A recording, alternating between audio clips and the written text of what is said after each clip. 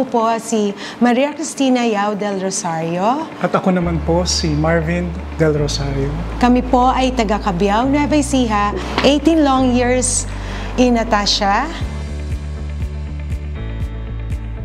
Tinulungan kami magbayad ng bahay at tinulungan kami kung paano mapag-aral ang aming mga anak at tinulungan kami ng good moral values sa paghahanap buhay.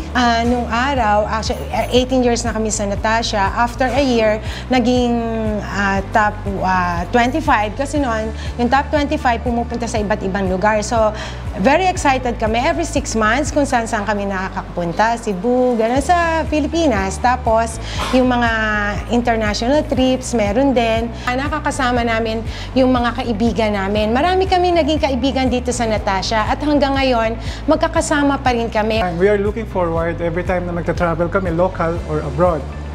So, aside from gaining friends, sabi ko nga, we learned a lot to care not only for the business, but most of all to other people. Kasi magpapamilya ka, may mga anak ka, so kailangan mo maghanap buhay, pero kailangan mo ring maging mabuti alang-alang sa mga anak mo.